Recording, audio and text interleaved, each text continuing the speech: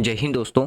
तो welcome to daily MCQ challenge practice day 6। आज हमारा छठा दिन रहने वाला है। तो आज जो हम एमसीक्यू डिस्कस करेंगे ना, वो हम डिस्कस करेंगे varna system in the age of Buddha.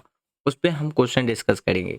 और ये जो क्वेश्चन होंगे ना, इसमें आपको पीवाईक्यू भी देखने को मिल जाएंगे। पीवाईक्यू आपको प्रीवियस ईयर के जो क्वेश्चन पेपर नजर आएंगे ना, कुछ एमसीक्यू क्वेश्चन जिसमें आपके यूपीएससी प्रीलिम्स के क्वेश्चन, पीसीएस, रेलवे, एसएससी, हर एग्जाम की जो पीवाईक्यू है ना, वो आपको देखने को मिल जाएंगे।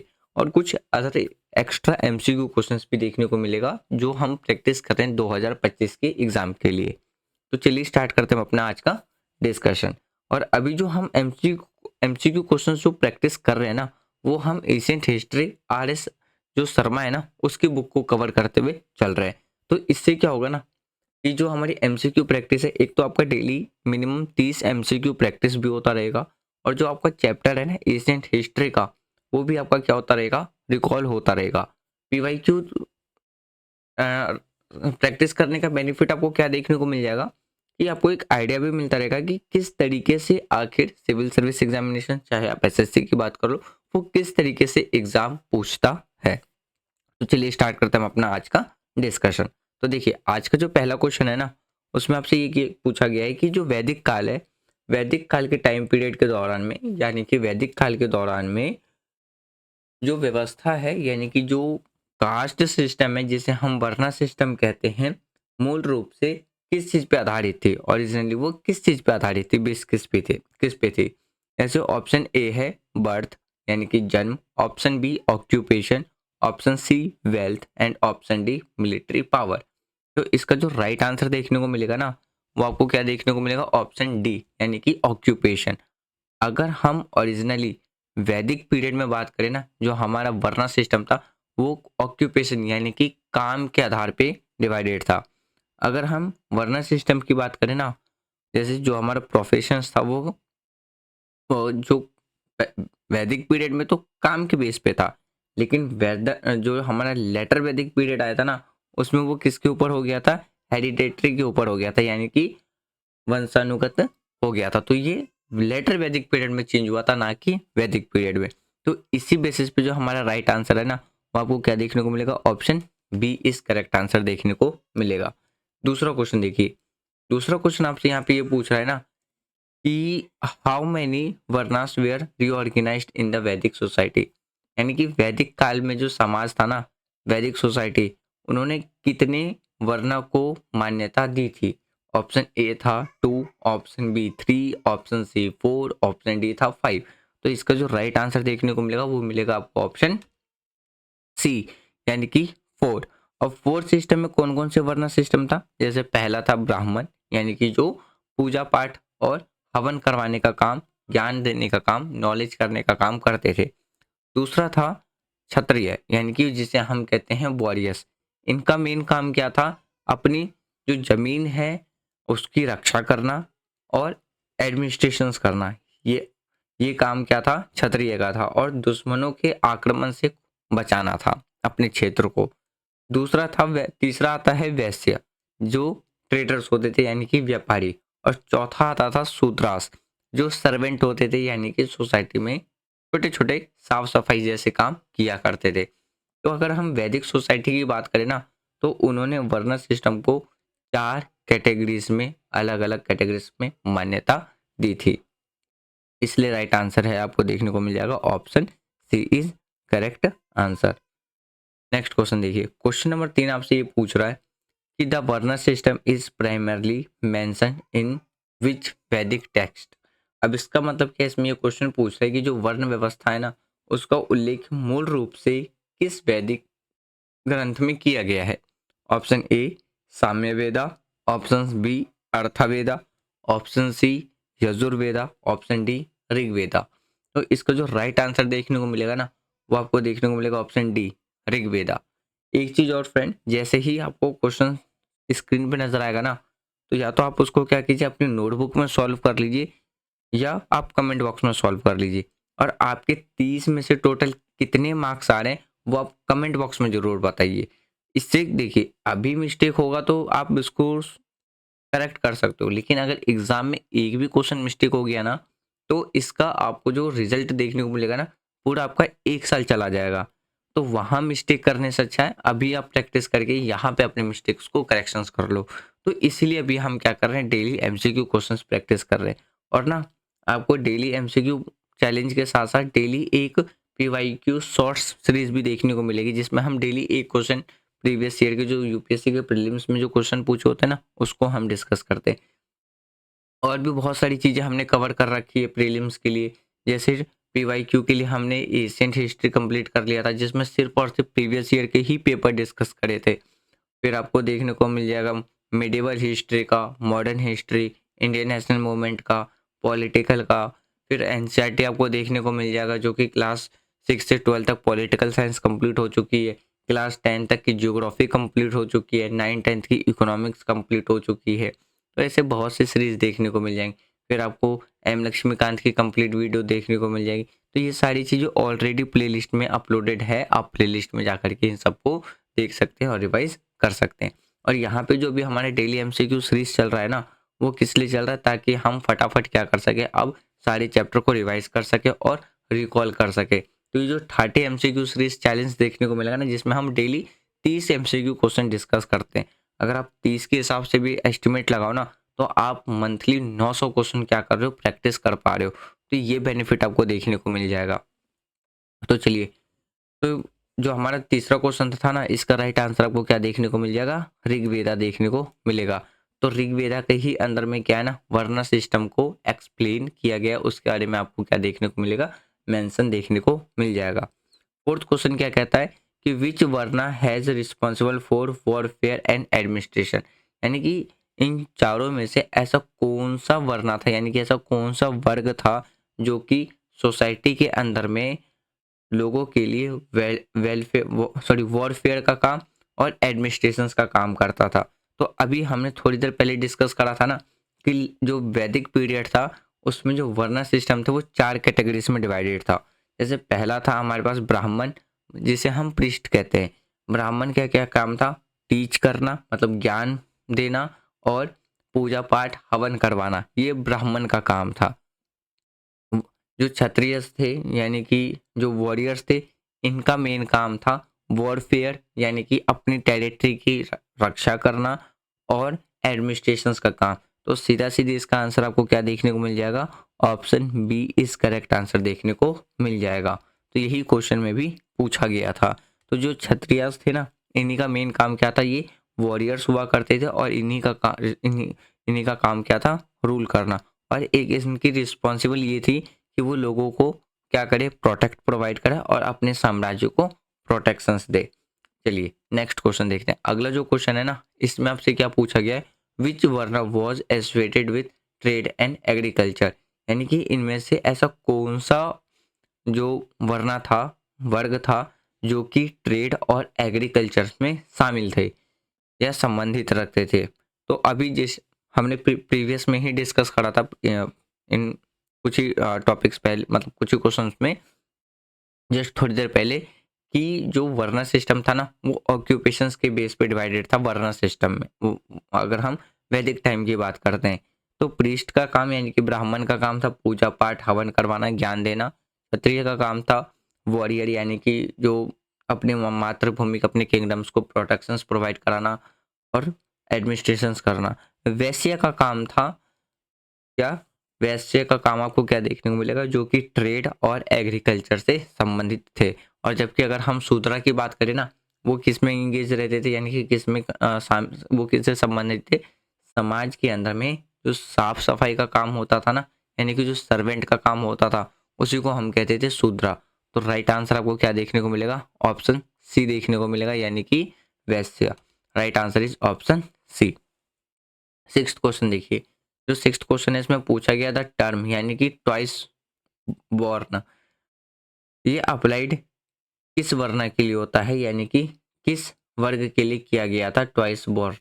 तो ऑप्शन ए था ओनली ब्राह्मण्स, ऑप्शन बी था Brahmins and Kshatriya, option C था ब्राह्मण्स क्षत्रिय और वैश्य, एंड ऑप्शन डी था ऑल फोर वर्णास, यानी कि चारों वर्ग के लिए।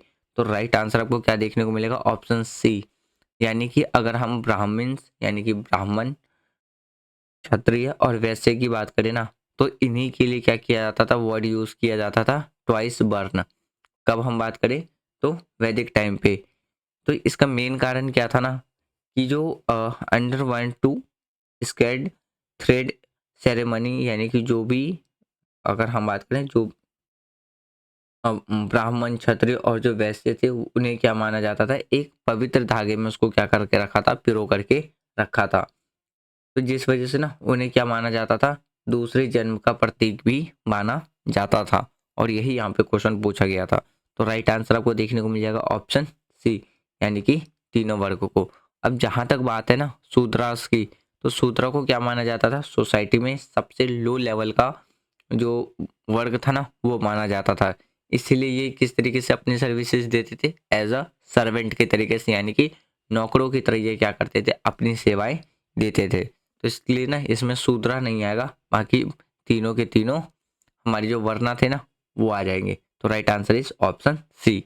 नेक्स्ट क्वेश्चन देखिए, अगला जो क्वेश्चन है ना इसमें आपसे पूछा गया कि किस वर्णा के लिए वंश वर्ण यानी कि नॉन डिविजा शब्द यूज किया गया है, यानी कि एक बार जन्म माना जाता है। ऑप्शन ए था ब्राह्मण्स, ऑप्शन बी था क्षत्रिय, ऑप्शन सी वैश्य, ऑप्शन डी शूद्रास। तो राइट आंसर आपको क्या देखने को मिलेगा, option D is correct answer देखने को मिलेगा। यानी कि जो शूद्र थे ना उनके उपनयन, संस्कार और उच्च शिक्षा से बाहर रखा गया था। तो ये किस चीज़ को इंडिकेट करता है कि चाहे आप वैदिक पीरियड की बात कर लो या लेटर वैदिक पीरियड की बात कर लो, वैदिक पीरियड में ऑक्यूपेशन के बेस पे था, लेकिन लेटर वैदिक पीरियड में क्या आ जाता है, ये जनरेशन्स के बेसिस पे आ जाता है। तो अगर आप वैदिक पीरियड की बात करो ना तो शूद्र को सबसे लो कैटेगरी पे माना जाता था, और लेटर वैदिक पीरियड में भी। तो right answer is option D is correct answer. Question number 8 देखिए, क्वेश्चन नंबर 8 में आपसे क्या पूछ रहा है, which varna was responsible for performing religious rituals, यानी कि जो धार्मिक अनुष्ठान है ना उसको करने के लिए कौन सा वर्ग जिम्मेदार था। तो कॉमन सेंस की बात है, इसका जो राइट आंसर देखने को मिलेगा वो आपको क्या देखने को मिलेगा, ऑप्शन ए ब्राह्मण ही देखने को मिलेंगे, क्योंकि ब्राह्मण का ही काम क्या था, पूजा पाठ करवाना था। अगर हम वैदिक रिचुअल्स की बात करें ना तो ब्राह्मण यानी कि जो प्रीस्ट थे, प्रीस्ट और स्कॉलर्स की ही रिस्पॉन्सिबिलिटी थी किसके लिए, रिलीजियस रिचुअल्स के लिए। तो right answer is option A is correct answer. 9th question देखिए, जो टर्म है ना वो अगर हम टर्म की बात करते हैं, जो वर्गाश्रम धर्म है का जो तात्पर्य है यानी कि मीनिंग है वो क्या है। जैसे ऑप्शन ए क्या कहता है, the division of labour in society, यानी कि समाज के अंदर में जितने भी जो लेबर्स है ना यानी कि श्रम है उनका विभाजन। ऑप्शन बी क्या कहता है, the combination of varna and ashrama, यानी कि स्टेजेस ऑफ लाइफ। तीसरा ऑप्शन कहता है the caste based economic system. Option D कहता है the expansion of Aryan settlement, यानी कि देखिए जो ऑप्शन नंबर डी है ना वो क्या कहता है, जो आर्यंस थे उनका विस्तार होना, उनके सेटलमेंट में विस्तार होना। तीसरा स्टेटमेंट क्या कहता है कि जो इकोनॉमिक सिस्टम थी ना वो किस पे बेस्ड थी, कास्ट के ऊपर, कास्ट बेस्ड इकोनॉमिक सिस्टम था। दूसरा क्वेश्चन आपको दूसरा ऑप्शन समझ में आ ही गया होगा कि जो वर्णा थे और अगर हम आश्रमा की बात करते हैं उन दोनों का क्या देखने को मिलेगा, कॉम्बिनेशन देखने को मिलेगा। तो इसको जो राइट आंसर है ना वो आपको क्या देखने को मिलेगा, option B is correct answer. तो अगर हम वर्णा शर्मा धर्मा की बात करें ना वो किसके लिए यूज किया गया है, इसका मतलब क्या होता है कि जो यानी कि कॉम्बिनेशन है वर्णा एंड आश्रमा का, यानी कि स्टेजेस ऑफ लाइफ। तो इसका मतलब यही होता है। अगर हम एक्सप्लेनेशन की बात करें ना, जो सोशल वेलफेयर कंबाइनिंग था वो वर्णा सिस्टम पे था, जिसमें आश्रमा यानी कि लाइफ स्टेज, ब्रह्मचार्य। तो जो लाइफ स्टेज थे ना वो 4 कैटेगरीज में डिवाइडेड था। पहला था ब्रह्मचार्य, दूसरा था गृहस्था, तीसरा था वनस्प्रथा और दूसरा था संन्यास। देखिए ब्रह्मचार्य, ब्रह्मचार्य का मतलब था कि जो शिक्षा लेने की एज थी ना, यानी कि जो भी उनकी एज थी 5 से 25 साल के बीच में, या आप उससे पहले से भी रख सकते हैं। तो वो एज था ब्रह्मचारी, यानी कि सादा जीवन जीने वाला जो जीवन था, यानी कि लाइफ का एक चरण था जिसमें लोग क्या करते थे, शिक्षा लेते थे, अपनी ज्ञान अर्जित करते थे। दूसरा था गृहस्था, जिसमें वो क्या करते थे, अपने घरों की देख रेख करते थे, अपने घरों की जिम्मेदारियां लेते थे, अपनी जिम्मेदारियों को पूरा करते थे। उसके बाद आता था कौन सा, आपको देखने को मिलेगा वन प्रथा, यानी कि वन प्रथा। वन प्रथा में आपको क्या देखने को मिलेगा, गृहस्था और ब्रह्मचार्य से अगला स्टेज, यानी कि जब वो वन की तरफ प्रस्ताव यानी कि प्रस्थान कर जाते थे अपना सादा जीवन जीने के लिए। फिर आता था संन्यास।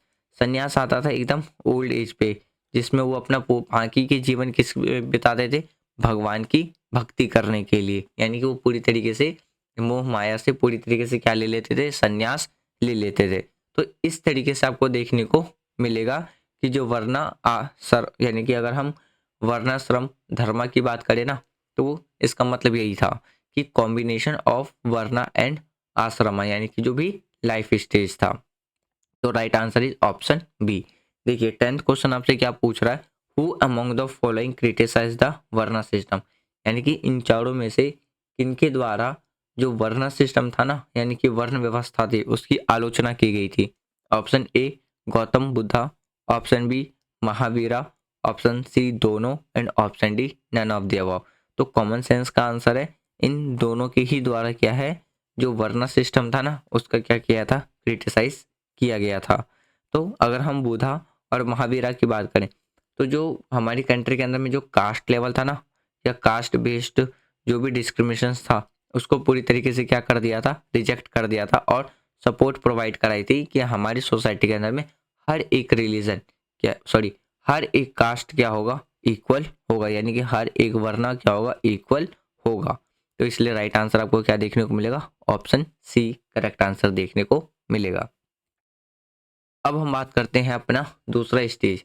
इसमें अब हम PYQ डिस्कस करेंगे। देखिए अभी जो हमारा पेपर ये MCQ सीरीज चल रहा है ना, इसमें आपको 3 स्टेजेस देखने को मिलेंगे। पहला जो स्टेज है ना, पहला स्टेज में आपको क्या देखने को मिलेंगे, एक्स्ट्रा MCQ देखने को मिलेंगे जो कि चैप्टर के रिवीजन के लिए। दूसरा स्टेज आपको देखने को मिलेगा PYQ, जिससे आपको एक मोटा मोटी ये आइडिया मिलता रहेगा कि नहीं ये चैप्टर कितना ज़्यादा इम्पॉर्टेंट है, यानी कि इस चैप्टर से किस तरीके से क्वेश्चन ऑलरेडी पास्ट में पूछे गए हैं। इसके बाद आपको तीसरा स्टेज देखने को मिलेगा एस्टिमेटेड क्वेश्चन, कि हो सकता है कि आने वाले जो एग्ज़ाम है इसमें इस टाइप्स के भी क्वेश्चंस पूछ ले। तो इन 3 स्टेजेस में हम क्या कर रहे हैं, अभी अपने MCQ को डिस्कस कर रहे हैं।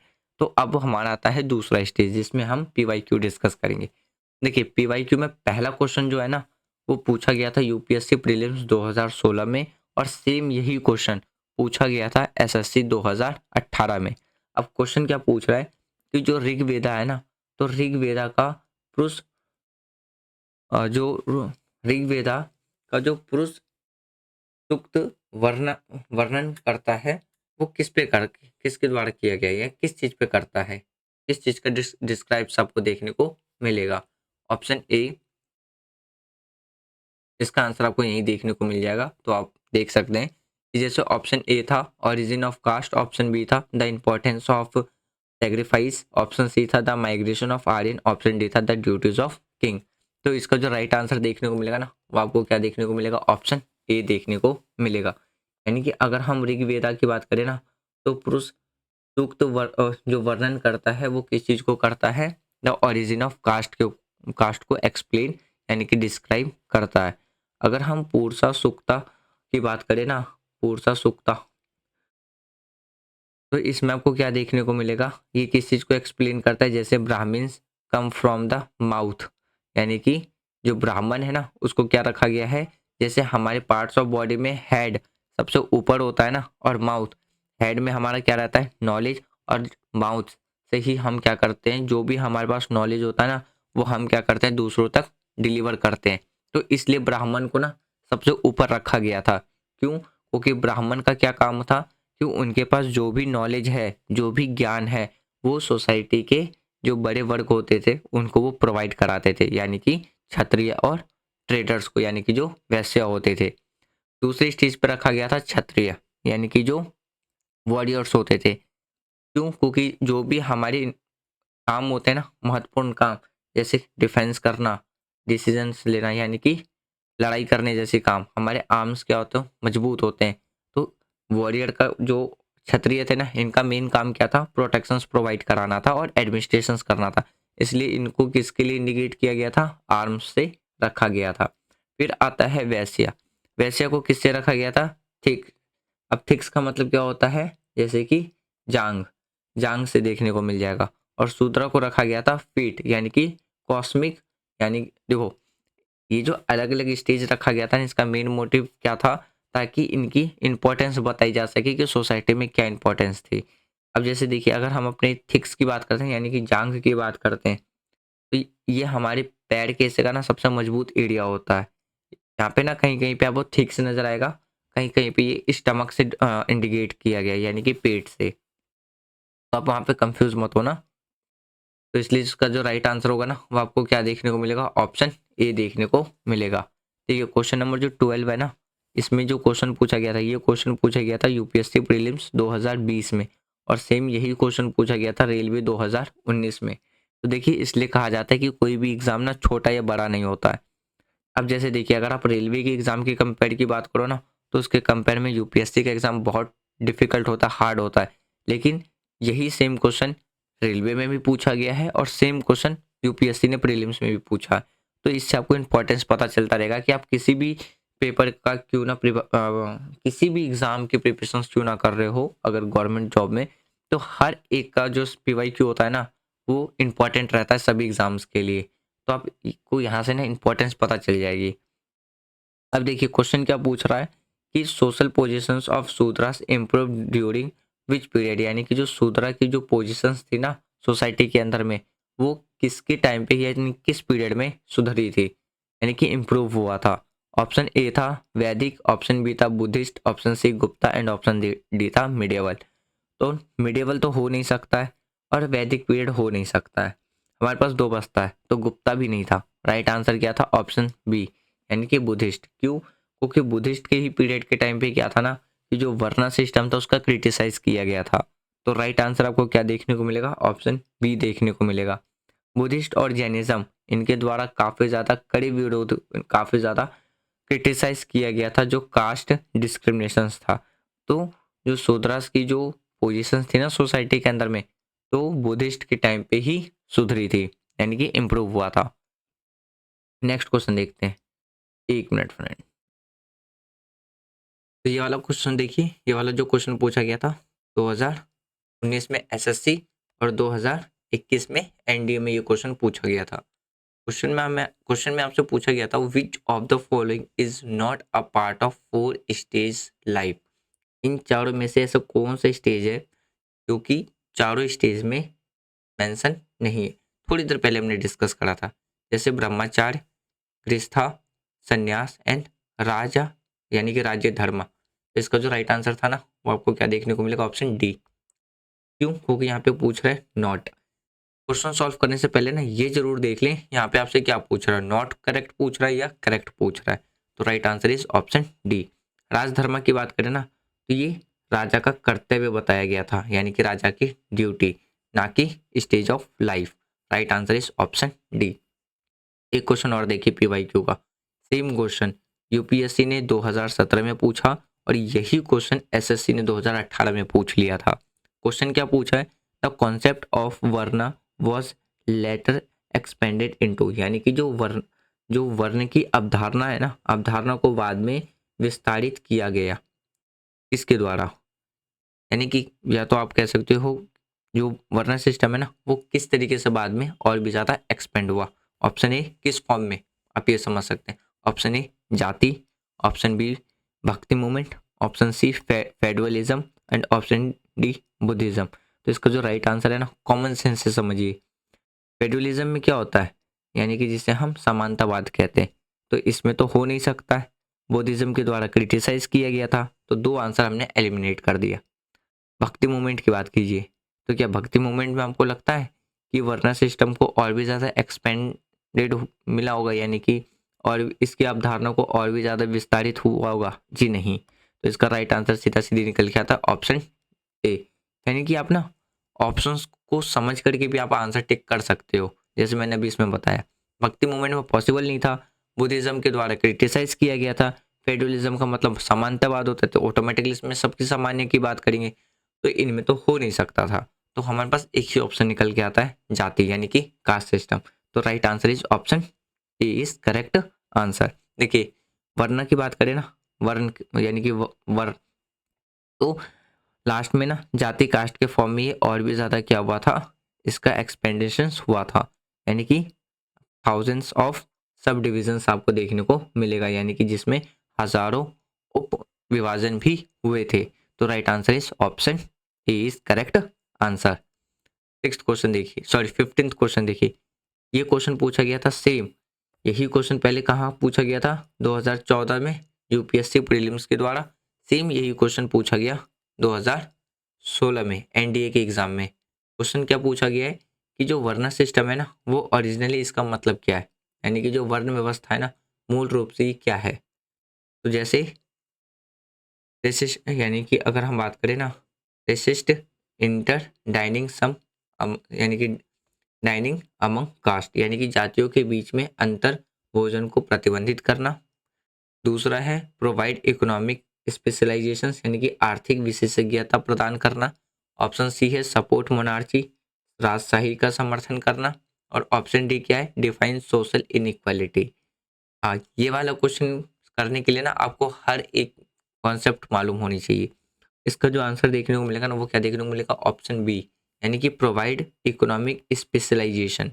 अगर हम प्रोवाइड इकोनॉमिक स्पेशलाइजेशंस की बात करें ना, तो इनिशियली जो वरना थे ना वो डिवीजन ऑफ लेबर्स था, यानी कि काम के बेस पे क्या था, लोगों का डिवीजन था।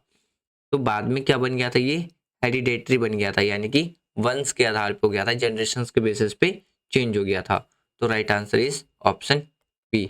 तो बाद में नहीं, वैदिक पीरियड के बाद जो लेटर वैदिक पीरियड हुआ आया था ना उसी में क्या हो गया था, चेंज हो गया था। क्वेश्चन नंबर 16, यहाँ से जो अब स्टार्ट होगा ना वो हमारा थर्ड स्टेज स्टार्ट होगा, यानी कि थर्ड स्टेप, जिसमें अब हम वो क्वेश्चंस हम डिस्कस करेंगे कि हो सकता है आपसे ये क्वेश्चंस पूछ ले किसी न किसी एग्जाम में, या इससे रिलेटेड कोई क्वेश्चन पूछ ले। जैसे जो पहला क्वेश्चन है ना 16th क्वेश्चन, मतलब 16th क्वेश्चन नॉट पहला, 16th क्वेश्चन है, उसमें ये पूछ रहा है कि जो निषाद है ना इस शब्द का मतलब क्या है इन एशियन टाइम। अगर हम अपनी कंट्री के प्राचीन टाइम की बात करें ना तो निषाद शब्द का मतलब क्या है। Option A pujari, option B outcast, option C warrior और ऑप्शन डी मर्चेंट। मर्चेंट मतलब व्यापारी। Right answer is option B outcast, यानी कि बही बहिष्कृत। बहिष्कृत मतलब होता है एक तरीके से किसी का बहिष्कार टाइप में कर देना। एग्जैक्ट मीनिंग अगर आपको पता हो तो आप कमेंट बॉक्स में बता देना। 17 क्वेश्चन देखिए, इसमें क्या पूछा गया है, which Asian time landmarker wrote about the varna system, यानी कि किस प्राचीन भारतीय विधायक ने वर्ण व्यवस्था के बारे में लिखा था। जैसे कौटिल्य, मनु, फिर पाणिनि और अश्वघोष। तो right answer is Manu. Manu के द्वारा ही क्या है, भारत के जो वर्ण सिस्टम थे ना उसके बारे में लिखा गया था। 18th क्वेश्चन देखिए, इसमें आपसे क्या पूछा है, जो चतुर्वर्ग जो चतुर्वर्ग है ना, या आप ऐसे समझो चतुर्वर्ण है सिस्टम, इसका वर्णन किस पाठ में किया गया है, मतलब किस में किया गया है, अर्थव्यवस्था, मनुस्क्रिप्ट, रामायण या त्रिपिटिका। Right answer manuscript. तो हिंदी इंग्लिश दोनों में देखने को मिलेगा। नेक्स्ट क्वेश्चन देखिए, इसमें आपसे क्या पूछ रहा है, who among the following reject caste based discrimination, यानी कि कास्ट बेस्ड डिस्क्रिमिनेशन है ना इनमें से किसके द्वारा अस्वीकार किया गया था। शंकराचार्य, गौतम बुद्ध, चाणक्य, कालिदास। कॉमन सेंस का आंसर है ऑप्शन बी, यानी कि गौतम बुद्ध के द्वारा। देखिए जहाँ पे गौतम बुद्ध और जैनिज्म हो ना तो आप दोनों पे टिक करना। अगर सिर्फ जैनिज्म या गौतम बुद्ध नहीं है तो वहाँ पे जैनिज्म, और सिर्फ जैनिज्म है गौतम बुद्ध नहीं है, सॉरी गौतम बुद्ध है जैनिज्म नहीं है तो वहाँ पे गौतम बुद्ध। दोनों हो तो दोनों पे टिक करना, दोनों में से कोई एक है तो सिर्फ उसी पे टिक करना, क्योंकि इन्हीं दोनों के द्वारा सबसे पहले क्या है, कास्ट बेस्ड का जो कास्ट बेस्ड डिस्क्रिमिनेशन है ना उसका विरोध किया गया था। क्वेश्चन नंबर 20 देखिए, इसमें आपसे पूछ रहा है which empire weakened the varna system due to administrative policies, यानी कि किस साम्राज्य में जो प्रशासनिक नीतियों के कारण वर्ण व्यवस्था को कमजोर कर दिया था। Option A Mauryan empire, option B Gupta empire, option C Mughal empire, option D Chola empire. अब इसमें से देखिए यहाँ पे ना एशियन टाइम की बात चल रही है ना कि मिडिवल, तो ऑप्शन सी आपका ऐसे ही एलिमिनेट हो गया, कट गया। तो right answer is option A, यानी कि मौर्य एम्पायर।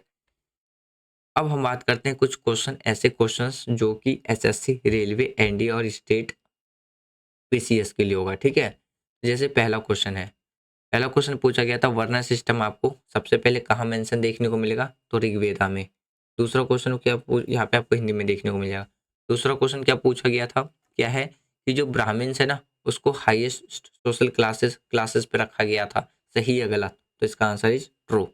नेक्स्ट क्वेश्चन देखिए, अगला जो क्वेश्चन है ना इसमें क्या पूछ रहा है कि जो शूद्र है वो एक्सक्लूडेड फ्रॉम वैदिक रिचुअल्स। अब इसका मतलब क्या है कि जो शूद्र है ना उसको वैदिक अनुष्ठानों से बाहर रखा गया था, सही या गलत, बिल्कुल सही है स्टेटमेंट। नेक्स्ट क्वेश्चन देखिए, इसमें कहा गया है कि जो भगवत गीता है ना उसमें सपोर्ट दिया गया था ड्यूटी बेस्ड वर्ण सिस्टम, यानी कि कर्म के आधार पे वर्ण को सपोर्ट प्रोवाइड कराया गया था, किसमें, भगवत गीता में। तो ये सही है या गलत, तो इसका आंसर भी सही है।